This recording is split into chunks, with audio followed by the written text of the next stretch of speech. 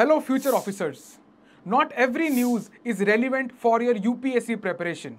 Hi, my name is Rohit Garcha and I'm here to bring you the 25 years experience of Abhimanyu IAS, which has given more than 2200 selections since 1999. This is a 7-minute current affair series called To The Point. जिद से जीत तक. Hi everyone. बच्चे UPSC के अंदर हम लोग ने ये देखा है कि कुछ टॉपिक्स ऐसे होते हैं कि जिसकी वेटेज ना बाकियों से थोड़ी ज़्यादा होती है. फॉर एग्जाम्पल एमएसएमई, ये अपने आप में जो एक सेक्टर है एमएसएमई, राइट. एमएसएमई सेक्टर जो है ये 30% ऑफ द जीडीपी को कंट्रीब्यूट करता है, राइट. तो जब हम इकोनॉमी का कोई सवाल डालने की कोशिश करते हैं तो हम ये भी देखते हैं साथ साथ में कि यार ये सबसे ज़्यादा एक्चुअल कंट्रीब्यूटर है कौन, सबसे ज़्यादा इंपॉर्टेंट सेक्टर है कौन सा. तो उनमें से एक जो सेक्टर पड़ता है दैट इज योर एमएसएमई, जो मैंने जैसे आपको बताया कि 30% ऑफ द जीडीपी का कंट्रीब्यूशन आपका एमएसएमई सेक्टर देता है. पास्ट ईयर पेपर के अंदर भी देखा गया है कि इस पर्टिकुलर सेक्टर के लिए जितनी भी स्कीम्स हैं, इससे चाहे वो यूपीएससी हो, चाहे वो आपके स्टेट सिविल सर्विसेज एग्जामिनेशन हो, कोई भी एग्जामिनेशन हो, उसके अंदर आपको एमएसएमई सेक्टर के सवाल देखने को मिलते हैं उसके अंदर.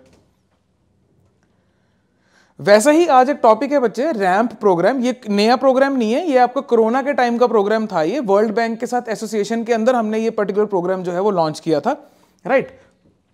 अभी क्या है कि इसके अंदर ना 3 नई सब स्कीम्स लॉन्च हुई हैं अंडर द रैंप प्रोग्राम.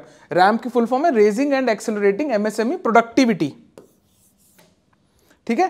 पहली बात तो मतलब आई होप आपको ये चीज क्लियर होगी कि प्रोडक्शन और प्रोडक्टिविटी में फर्क होता है कि आप गिवन रिसोर्सेज में मैक्सिमम कितना प्रोड्यूस कर सकते हैं. जिस ज्यादा प्रोड्यूस कर पा रहे तो मतलब हम कहेंगे प्रोडक्टिविटी हाई है विदाउट एनी न्यू इक्विपमेंट. मतलब बेसिकली प्रोडक्टिविटी का मतलब एफिशिएंसी से ज्यादा होता है ना, कि आप कितना एफिशिएंटली प्रोड्यूस कर पा रहे हो.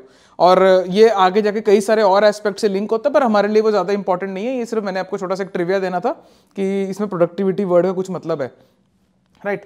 सो raising awareness, accelerating MSME productivity.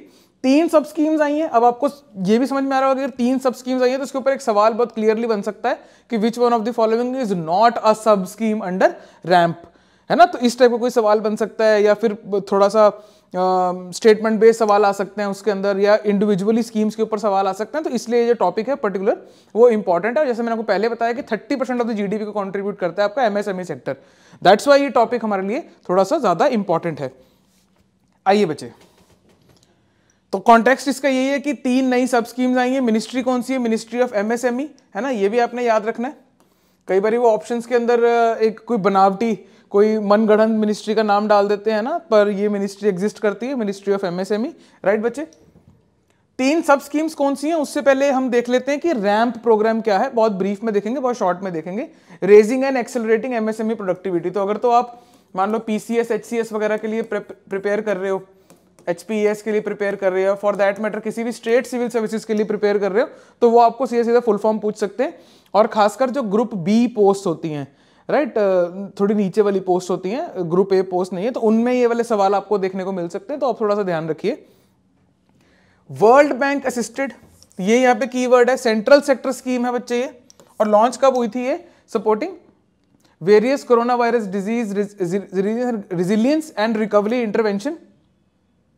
It is a World Bank assisted central sector scheme supporting various coronavirus disease resilience and recovery interventions of the Ministry of MSME. ठीक है जी.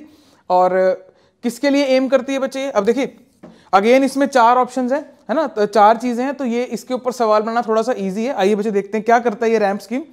Improving access to market and credit. ये बच्चे आपके लिए mains में भी काम आएगा, है ना. तो मेंस में मतलब अगर आपने किसी चीज को रेजिलिएंट बनाना है या किसी एमएसएमई को सपोर्ट करना है, किस तरीके से करते हैं, इस तरीके से करते हैं. तो मेंस को भी आप इस यहां से थोड़ा सा यहां से इंस्पिरेशन ले सकते हो. Access to market and credit, strengthening institution and governance at the centre and state. Governance को इंप्रूव कर दो, सेंटर स्टेट लिंकेज को इंप्रूव कर दो, पार्टनरशिप्स को बढ़ावा दो.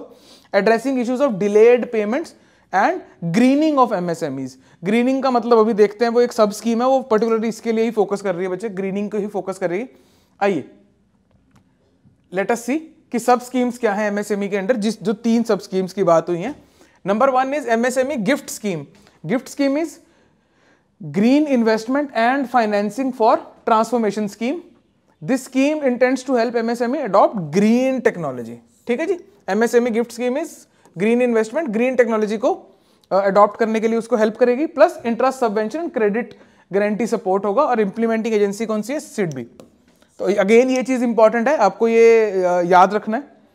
दूसरा is MSc spice, scheme for promotion and investment in circular economy.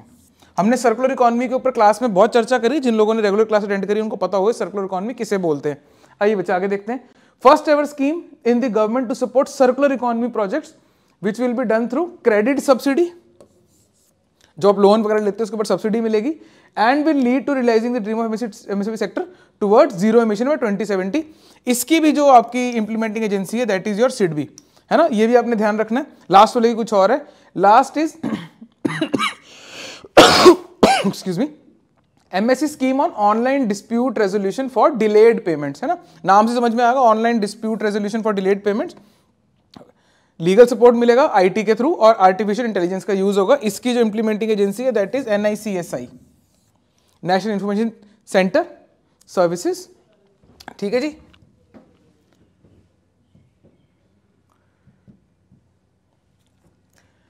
No MSME की सिग्निफिकेंस मैंने आपको पहले भी बताई थी बच्चे, you can take a screenshot and these are the related schemes जो कि एमएसएमई के साथ में आपको पढ़नी जरूरी है। इसके ऊपर सवाल जो है वो आ सकते हैं। And that is all for today.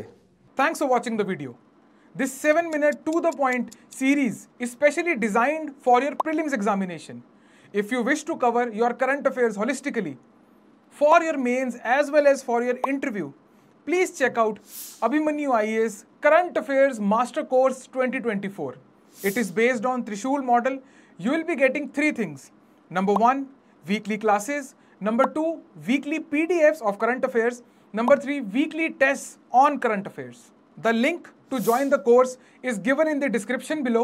Zid se jeet tak. And if you are ziddy enough, subscribe for regular updates. This tailor-made current affairs master course is enough for your preparation of current affairs for UPSC Civil Service Examination 2024.